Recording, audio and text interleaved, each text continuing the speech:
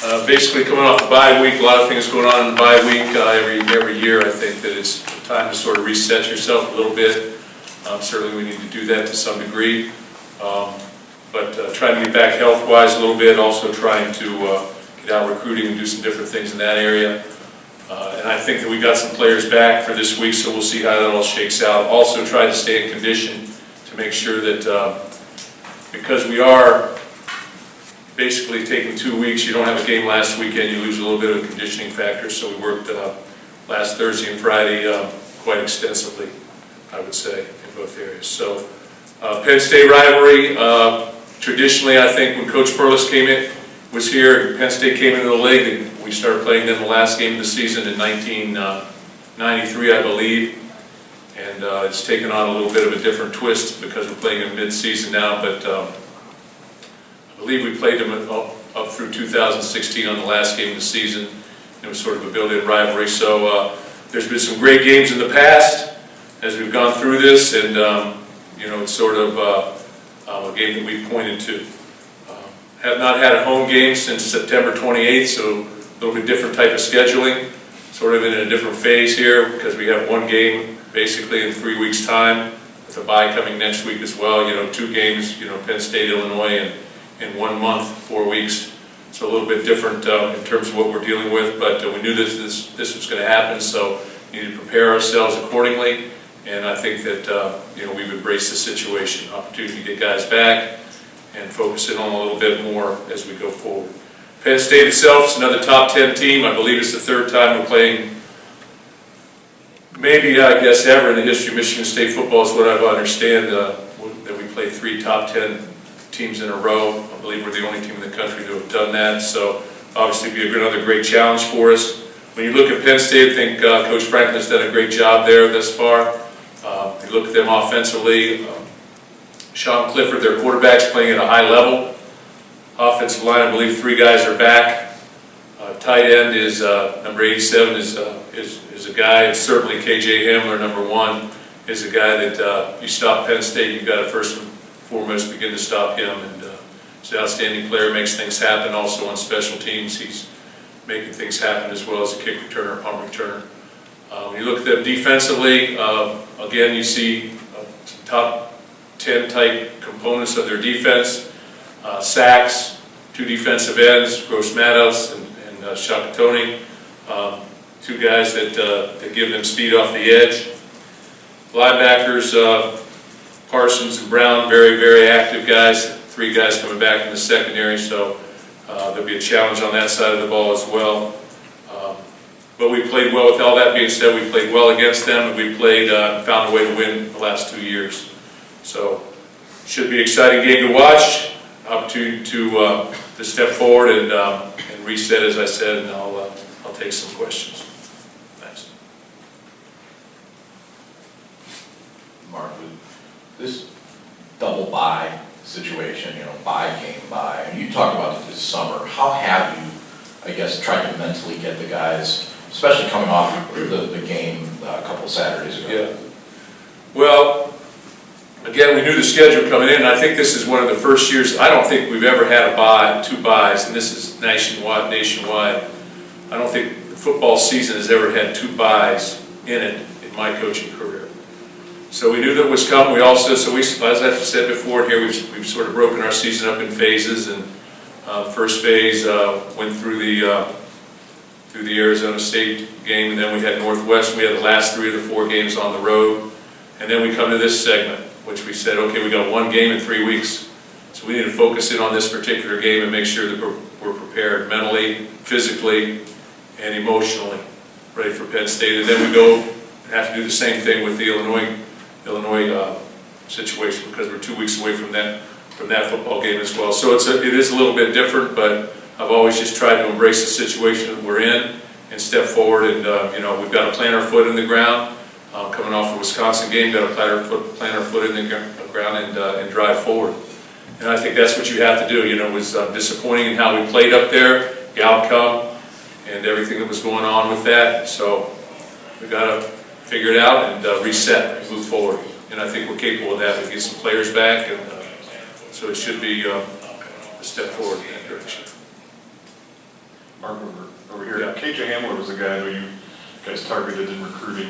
Is this the sort of game breaker sort of guy you suspected from him? And do you feel like your offense right now is kind of missing that aspect, a guy who can go the distance like that and really turn a game around real quick? Well, yeah, KJ's a guy that was coming off a knee injury his senior year. We offered him, recruited him hard and all that. He was at Orchard Lake. They went to IMG. Really like KJ as a person as well. But he's been a dynamic player for them, especially the last couple of years. I think us losing Jalen Naylor for a time period is a guy like that, But KJ's been extremely productive. We look for that type of production from our guys as well. So I guess the answer to your question, we're getting some plays out of some of our guys, Darryl Stewart and different things. But KJ's a guy that's been electrifying thus far and has been a guy that can go the distance. So we've got to play. Mark, with the, obviously you said a disappointing performance at Wisconsin, what was the sense you got from your guys over the bye week as far as what you were working on to move forward after back-to-back losses where you obviously weren't where you wanted to be? Well, young people are resilient. That's the first and foremost that you see in them. They came back on, again, we're working on health, we're working on strength, we're working on a lot of different components, practicing, refocusing, those type of things. But young people have always been resilient, but they believe very strongly in themselves. I didn't sense any kind of, certainly there's disappointment, but people get up off the ground quick around here, and that's what you have to do if you're going to succeed in the next step. And you better get your mind right and get back up. And that's been the message from day one around here since we've walked in, and I think that's the message in every program across the country. Now, can you do it or not is the next question. But you've got to first and foremost have that mentality that you've got to step forward. And so that's what we've tried to do here. We've maintained a positive approach, and we're trying to fix the things that we can fix and change the things we cannot. Mark, you've had a lot of success against Penn State, and in some ways sort of the opposite of Northwestern maybe for a time had against you guys. Is there anything to a matchup, a program, as you play a team over time, year after year, when things start to work, or any similarities you've seen in any of those games? Well, they've all been, I think pretty much they've all been relatively close. I think 15 and 16 probably were not, even though in both of those games, the game was relatively close at halftime or after, even in 15, and then things happened with turnovers or whatever the case, and those games got out of hand a little bit, but prior to that, they've been close games. I don't know, I think they enjoyed coming and playing in our atmosphere, and we enjoyed going and playing in theirs, quite frankly, and I think our guys got up for it, and we just try and take a positive approach, as I said earlier, and we played well against them. So our confidence should be there. You've got to make plays on the field, and you've got to have a plan that works and all that kind of stuff, so it's all comprehensive, but I don't know if I can answer that question other than we've won the last two, and I think we're 4-1 in the last 5 games, so we need to build on that and try to be 5-1. Mark, you mentioned getting a bunch of players back, and when Kevin Jarvis went down about a month or so ago, you used this game as a possible return point for him. I'm just curious where he may be in his recovery process. Which guy? Kevin Jarvis. I'm not going to talk about guys who aren't really on the depth chart in that respect. He's not on the depth chart yet. I don't think he is. Given the losses that you guys have sustained in the 2016 class, you talked about recruiting. How much does that influence how you approach recruiting this cycle? And also, how hard is that to have those kind of losses when you have the recruiting restrictions and limitations towards assigning class 25 guys? We've always been under the limit in 25 guys, so we've always recruited, 18, 20, 22, that kind of stuff. We've really never gone over that number. It's disappointing. The 16 class is disappointing that we lost guys and that, but there's reasons and individual reasons for all those things happening. And the only thing that I can say is, you need to push forward. As far as how we recruit, we're trying to recruit as best we can in every respect. Mark, over here again. What was your reaction when you saw the Illinois-Wisconsin result? Did you see any of the game? Yeah, I watched the whole game. I would say emotion plays a big part in every football game, and you can see the emotion, and you can see a game start to change a little bit, and people start to have a little bit more belief. And they were 30.5-point underdogs, and it gave you the notion that anybody can rise up at any point in time. And if you take small steps, those small victories become big victories at the end of it. I was very impressed with what they were able to do, and take it from there. Mark, excuse me. I believe it's 6 players now that are in the transfer portal since the start of the season. Do you, internally, is that number, I guess, concerning to you, or do you just kind of see this as the new norm? And on top of that, specifically with Cam Chambers, he made a comment on social media about whether or not his law school aspirations and stuff sort of got in the way of football and everything. I guess, is there anything you could say to whether that part of his studies affected why we didn't see him as much on the field? First of all, I'm going to take the high road in terms of the transfer portal. There's a lot of young men in the transfer portal right now, and if you can break it up by schools, you can break it up by position, you can break it up by year, and it all sort of sorts itself out. It goes in a lot of different directions. But I think it's the new norm. Sad to say, I think it's the new norm that we'll see in college football. I think it's a little bit, there's a different reason for everybody making these decisions. But I think in the end, it's about opportunity to play in a lot of ways. It's about patience at times, for younger players, or for older players, it's about, trying to move forward with their careers. I've had individual talks with every person that decided to go in there, and try to put the other side of the story there. So my take on it all is always going to be take the high road, wish the best for those individuals as they move forward in their football careers, and then try and make ourselves better. To be quite honest with you, when your scholarship opens up, you try and make yourself better. You try and improve your quality of play. And some guys have played for us and are looking for bigger roles. Some guys, quite frankly, haven't played for us. They're looking for opportunity to play elsewhere. And that's the way it's gone. It's probably the way it goes for everybody in America right now. So it's one of those things that I think is probably here to stay, and you have to deal with it as a head football coach and as a staff. You really have to look at recruiting and say, okay, you have a guy that's responsible for the portal. I think that, today when I looked at it, there were 344 names in there. So that's a lot of people. Now, where are all those people going to go? I'm not quite sure, as I said earlier. Do the best I can and take the high road in this capacity, and I appreciate what those guys did for us when they were Spartans. Mark, speaking of the Dutcher, I know Michael Fletcher was injured earlier in the year, but I would see his name, Adam Burkhorst, in a couple places.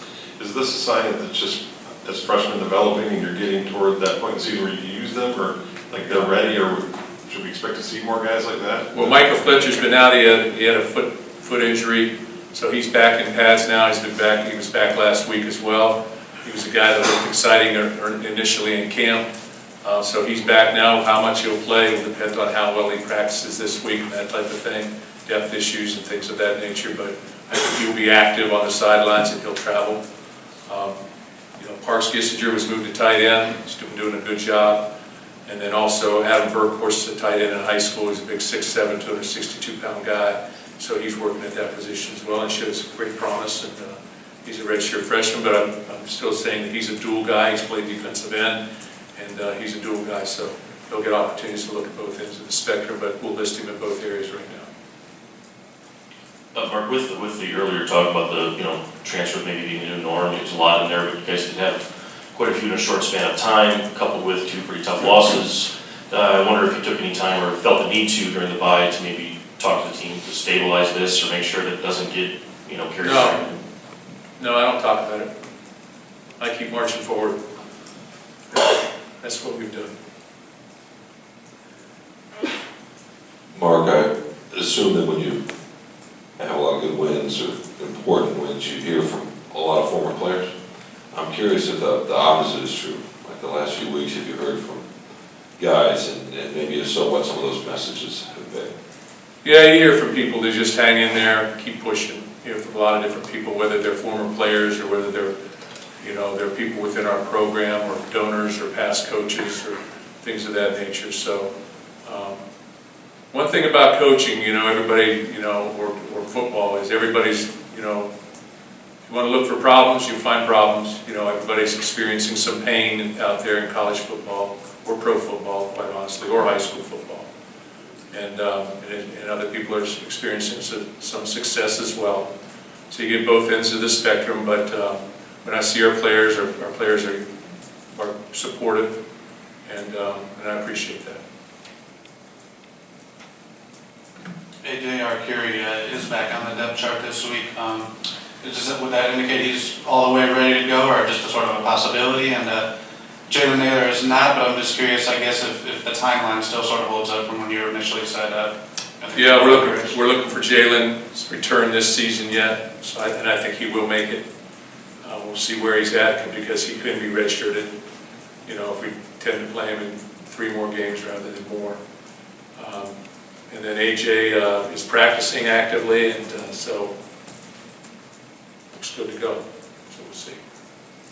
We talk about in the bye week, you're able to reset and kind of get a fresh start. Is that more just kind of the attitude, the approach for the guys? Because can you really change much that you do schematically at this point in the season, or are there minor tweaks you can do even with a week off, or is it still just more that kind of?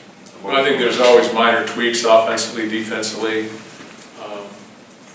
that you look at, and you're going back and trying to look at the different things. You have an opportunity to look at a lot of film and a lot of different things, that what has worked, what hasn't worked, what can you do that has worked from what other people do, those type of things. So you're really looking across a broad spectrum of things to try and get yourself ready for the next contest. I do think that regardless of where you're at in your season, when you have a bye week, you sort of reset, and then you go forward, whether that's after some success or after some period of disappointment. You've got to try and just sort of restart a little bit, because it is different when you don't play a game on a weekend. It is different, just in terms of the practice structure and how you're going to handle it. You don't want to get anybody hurt, so we got out of Thursday and Friday with nobody getting injured, which was a big positive. So you don't want to press it too hard, but you have to do some contact work to some degree. Mark, you guys had an outstanding defense last year. These guys wanted to show they were one of the best in the nation this year. In 3 straight games, giving up more than 30 points, which hasn't happened in a while around here. What's the sense you get from those guys with being, such a veteran-led group with, experience that you guys come back from last year? Every game's been a little bit different, I think, as you've gone through it. Those 3 games, saw some big plays in those games, which led to a lot of the yardage. I thought we played very well in the first quarter of Ohio State. The second quarter, not so well. Third quarter, pretty well, those type of things. Wisconsin, sort of, different type offense, and I don't think we adjusted very well to this style of play, around the belly play and things of that nature.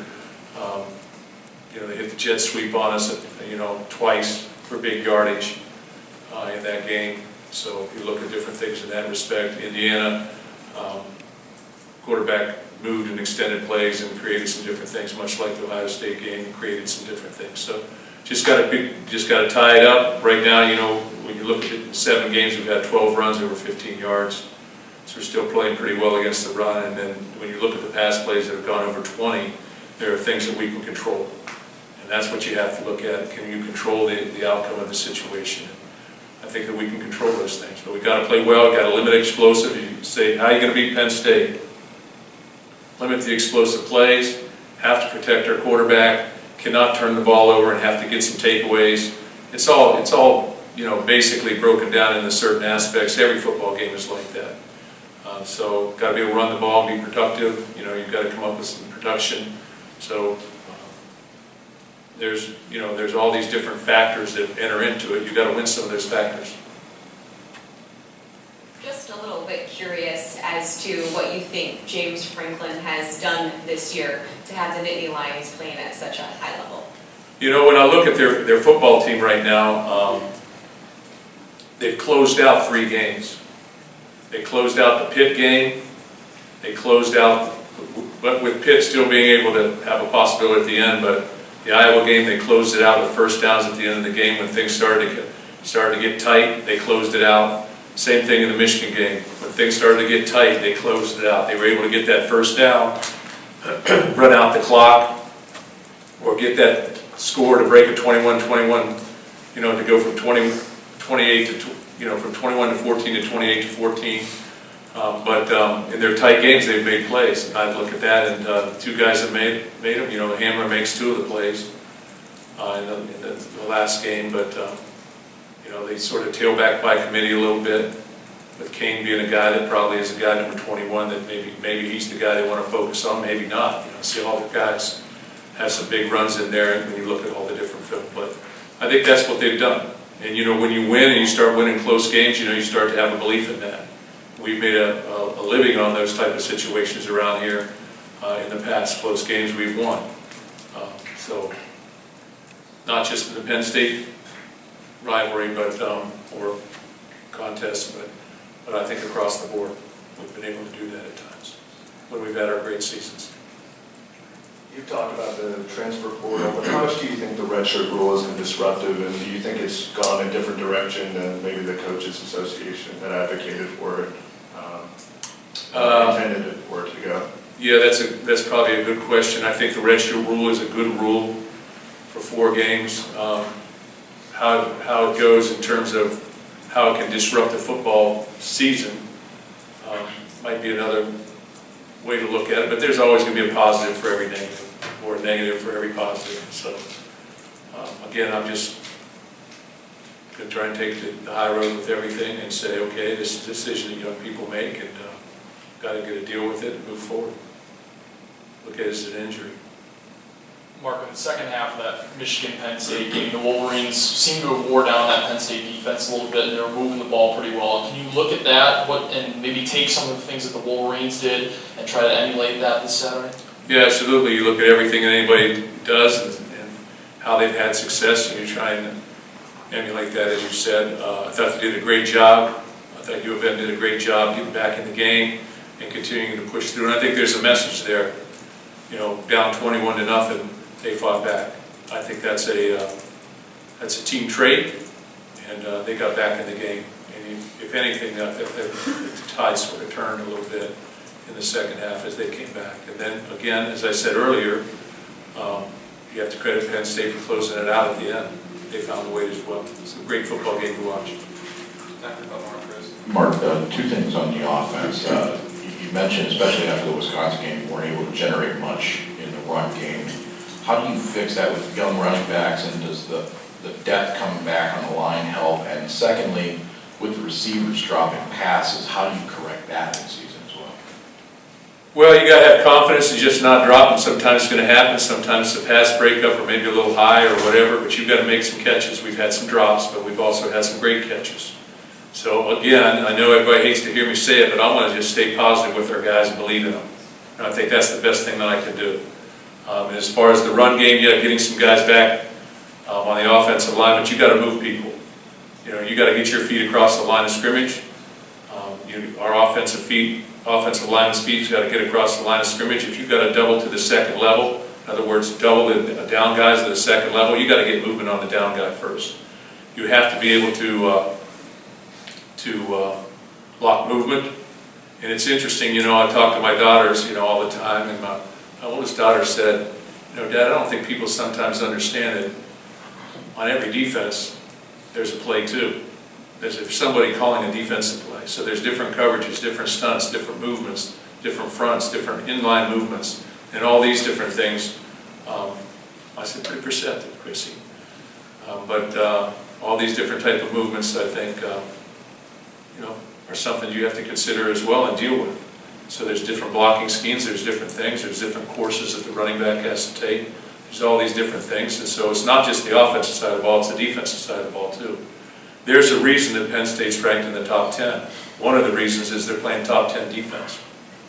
So you have to deal with that aspect of this game as well.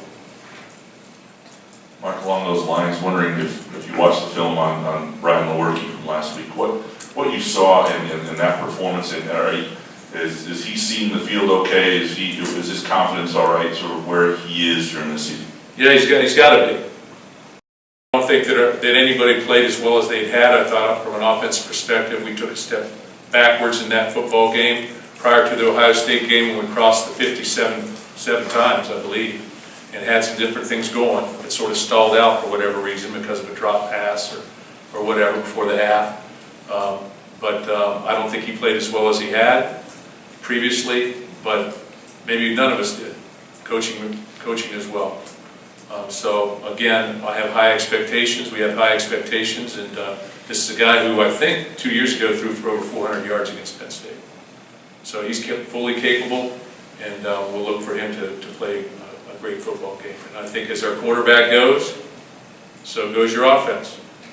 The same thing can be said whether you're looking at any football team, I think, out there. You know, as your offense goes, your quarterback's moving with you.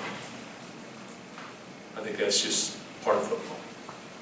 That's good. Thank you very much.